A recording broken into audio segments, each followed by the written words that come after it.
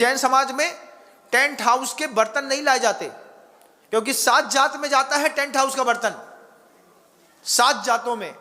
तो जैन समाज के यहाँ रिसेप्शन में क्या होता है महाराज, जैन समाज में हर समाज में समाज के बर्तन अलग से होते हैं। गंजा मिलेगा, बट्टी मिलेगी, गिलासें मिलेंगी, चम्मच, प्लेट, परैया सब मिलेगी। लेकिन आज जो जमाना मॉडर्नाइज है, इस मॉडर्नाइज जमाने में क्या महाराज जी, कैटरिंग वाले को बोल दिया था, वो आ गया। हाँ, अब आ गया, एक नवाब आ गया, एक मेवाड़ आ गया, एक मेवाती आ गया। उसने बढ़िया उठा करके बनाया, अच्छा नान लगाई, निकाली और आपको खिला दी। उस भोजन को करने के बाद आपको उस भोजन का प्रायश्चित भी करना पड़ेगा। ये बात बहुत गंभीर है, आप बहुत शांति से सुन रहे हैं। रिसेप्शन में खाने वालों, इस बात को ध्यान रखना, बनाने वाले सेफ मांसाहारी होते हैं। मांसाहारी के स्पर्श किए हुए भोजन के बाद आप भगवान का अभिषेक शांति धारा नहीं कर सकते, सूतक लगती है। महाराज इतना सूक्ष्म जैन धर्म है, ऐसा ही जैन धर्म है, आपको उसकी अनुशासनशीलता का ना पता है, ना आप किसी को बताना चाहते। घर के अंदर इस बात की शिक्षा दी जाती थी कि मांसाहारियों को घर के अंदर भोजन के लिए नहीं बुलाना। कुछ कौमें ऐसी हैं जिनका मांसाहार प्रसिद्ध है, उनके लिए घर के अंदर चीनी मिट्टी के बर्तन रखे रहते थे। कभी याद भी है कि नहीं, कि भूल गए सब, याद भी नहीं होगा। कोई मांसाहारी व्यक्ति घर के अंदर आया तो मांसाहारी व्यक्ति के लिए कांच का गिलास रखा जाता था, बोन चाइना की क्राकरी रखी जाती थी। उस क्राकरी में घर का आदमी खाना नहीं खाता था। हमारे यहाँ क्राकरी क्यों लाई गई घर के अंदर? इसलिए कि जो दूसरी जात के मांसाहारी लोग आएंगे, ये मांसाहारी लोगों से हमारे भोजन का स्पर्श ना हो, हमारे भोजन के बर्तनों का स्पर्श ना हो, इसलिए उनके लिए अलग से एक बना के रख दिया। उसी में उनको भोजन कराया और काम वाली बाई से कहा मांझ करके वहीं पे रख देना, इस तरफ मत लाओ। घर के अंदर क्या होता था महाराज? घर के अंदर होता था, घर के अंदर घर के बुजुर्ग को चांदी के बर्तन में भोजन कराया जाता है। जो भी घर का बुजुर्ग है उसके लिए 1-1.5-2 किलो चांदी का बर्तन बना लो, उससे बर्तन में, चांदी के बर्तन में भोजन। महाराज हमारे यहाँ तो स्टील में करते हैं, आप करते हैं, लेकिन क्या होता है मैं आपको बताता हूँ। अगर आपके घर के बुजुर्ग इष्ट हैं आपको, आप उनके मौत की भावना नहीं करते हैं, तो अगर मरने की चिंता है तो कोई बात नहीं, खुद ही सोच रहे हैं कि हमारे पिताजी कब मरें, तो फिर कोई दिक्कत नहीं। लेकिन अगर आप चाहते हैं परिवार का सदस्य व्यवस्थित बना रहे, तो बच्चे का, परिवार के लोगों का कर्तव्य है, अरे पैसा वाले हो तो घर के अंदर वैभव तो दिखाओ। घर के अंदर चांदी का बर्तन, 2 थाली, 4 कटोरी, गिलास, जग ला करके रख दिया। पिताजी इसी में भोजन करेंगे। पत्नी से बोल दिया। उससे महाराज जी, जब आप ऊंची धातु में भोजन रख करके भोजन करते हैं तो धातुओं के संसर्ग से भोजन की शक्ति और ऊर्जा में परिवर्तन आता है, जिससे आयु कर्म की उदीरना भी रुक जाती है।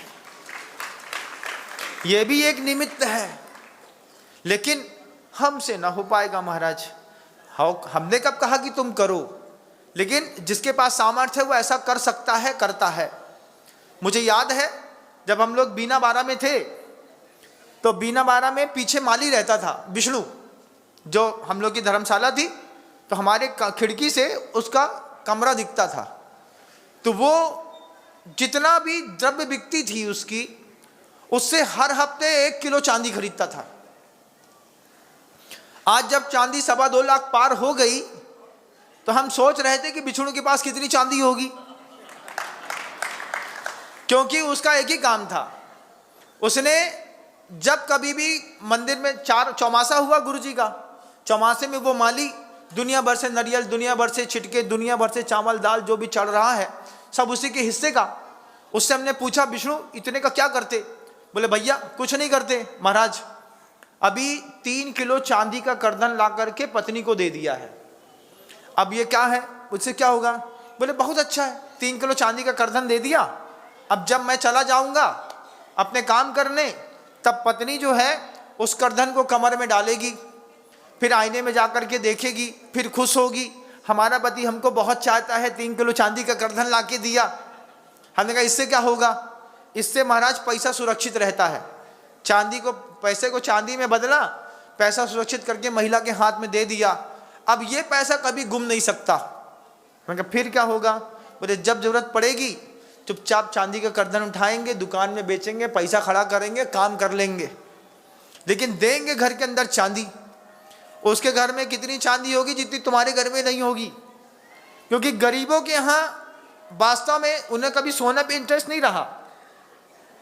उन्हें हमेशा चांदी खरीदी, चांदी बेची, चांदी पे काम किया। दिमाग का खेल आप नहीं कर सकते।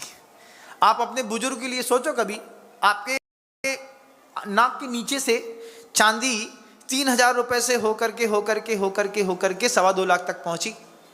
जब तुम छोटे होगे 5500, मुझे 5500 की चांदी याद है कि 54-5500 4800 से याद है मुझे चांदी का बढ़ना देखा। आज 2.25 लाख पे देख रहे हैं। अगर आपने जीवन में कभी भी घर के अंदर 2-4 चांदी की थालियां, गिलास, लोटे, थाली रखा होता तो जितना आपने रखा होता उसमें आप एक नया मकान बना सकते हैं। आज चांदी की कीमत इतनी बढ़ गई, लेकिन हमारे मन में आया नहीं महाराज कि घर के बुजुर्ग कभी चांदी के बर्तन भी खा सकते हैं। अभी भी मौका है। चांदी जब 7 लाख पार हो जाएगी फिर तुम बोलोगे महाराज जी आपको कैसे पता था कि महाराज जी चांदी 7 लाख पार होने वाली है।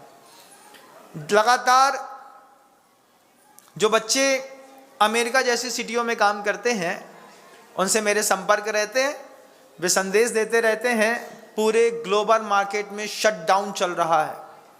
जब पूरे मार्केट में शटडाउन चल रहा है तो कुछ लोग लगातार चांदी को जंप करा करके, अभी बस एक करेक्शन आना बाकी है, 240 से थोड़ा सा करेक्शन होगा फिर जंप मारेगी। हो सकता है लोग मिलकर के चांदी को बिटकॉइन बना दें, और जिस दिन चांदी बिटकॉइन बन गई तो 7 लाख रुपए किलो जाना पक्की बात है।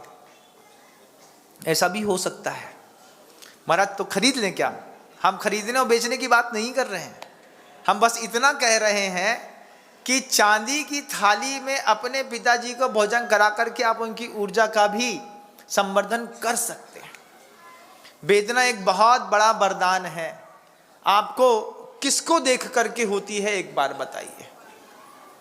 किसी को देख करके वेदना होती है कि नहीं?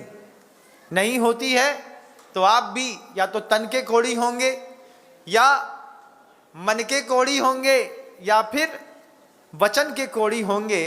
और कोढ़ियों को कभी निर्वाण नहीं होता, कोढ़ियों को कभी सम्यक दर्शन की प्राप्ति नहीं होती। इस बात को ध्यान रखिएगा। शब्दों को विराम देता हूं। गुरुदेव श्री विद्यासागर जी।